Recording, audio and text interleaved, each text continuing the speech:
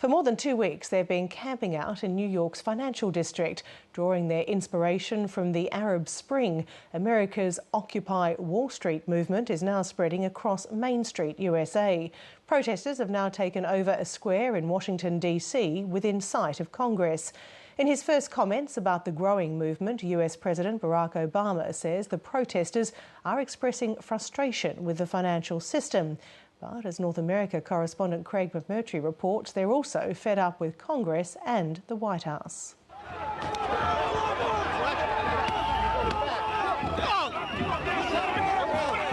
What started life as a small, mostly student-based protest against corporate greed has touched a national nerve.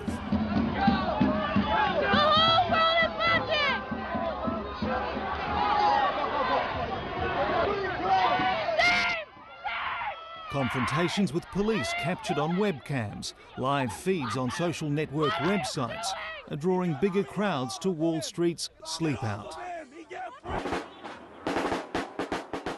Big unions have joined in, network cameras have arrived, and suddenly a ragtag occupation is beginning to look more like a national movement. Just listen to the US Federal Reserve Chairman on the Occupy protests. They blame, with some justification, the problems in the financial sector for getting us into this mess, and they're dissatisfied with the policy response here in Washington. Smaller protests have spread to 50 US cities, and the Occupy movement has now moved onto prime real estate in Washington, D.C., Freedom Plaza, Pennsylvania Avenue. It's symbolism, the fact that it's the word freedom, and we think that many of us in America have lost our freedoms. Our permit only goes till Sunday night at 10 o'clock, but we're not leaving. You know, we're legal till Sunday night at 10, but we are occupying this plaza. So it's time to march, come on, time to march, it's time to march. The Occupy protests are also doing something else. They're delivering a shot in the arm to America's political left. It has uplifted all of us, and I think you will see the Wall Street movement as the United States movement very soon. Once the young people decided to make a stand on it, it kind of energized everyone else. Delegates to this year's conference of US progressive groups in Washington say they went to sleep after Obama was elected in 2008. They're awake now. It wasn't our class who declared war on working people and people work for a living. If they want to have a debate on class warfare, bring it on down. We'll have that debate. This year's gathering of civil and human rights groups and unions has twice as many delegates as last year. The ringmaster is a charismatic former Obama advisor. We're so excited to see that we had a, Van Jones is a leading voice in the new American Dream movement. His goal? To bring the energy of the Occupy protests and the professional left together to take on the Tea Party and conservatives in a progressive fight back. Something was ignited this summer that the media missed. This is now becoming too big to ignore.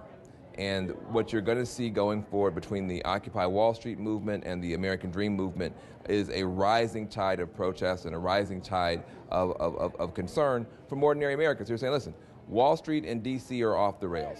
No surrender! No retreat! There could also be a hefty political payoff for his former boss, though Van Jones says that's not why he wants to unite the groups. The only way this president gets reelected is if the base is fired up. But getting the president reelected is not the reason to fire up the base. The reason to fire up the base is because the middle class is getting demolished. It isn't hard to understand the anger here. Since the financial crisis, the median wealth of US households has fallen by more than 20%. Pew Research has found that for black and Hispanic households, it more than halved. There's no jobs. I can't get health care. I volunteered on the Obama campaign, donated to the Obama campaign, and I thought President Obama was going to investigate Wall Street for their crimes, and I am just horribly disappointed. They call themselves the other 99% versus the 1% of Americans with 40% of the country's wealth. Kevin Zeese is a long-time activist. He's one of the organisers of Washington, D.C.'s occupation. We have in this country 400 people who have the wealth of 154 million Americans. 400 people. And he has only bad news for Democrat strategists hungrily eyeing the growing protests. And I think Obama probably put it over the edge, with his hope and change, beautiful rhetoric, and then delivering more corporatism and more militarism. They're trying to pull this very moral movement, the Occupy movement, into the corrupt Democratic Party. If they succeed, they'll destroy the movement. Today at the White House, the president was asked what he thinks about the growing protests. Obviously, I've heard of it. I've seen it on television. The protesters are giving voice to a more broad-based frustration about how our financial system works. Right now, we've got an emergency. And the American people are living that emergency out every single day. Where are the jobs? Where are the jobs?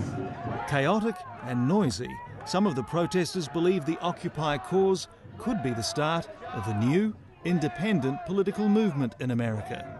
Others have no idea, but they plan to stick around to find out. Craig McMurtry, Lateline.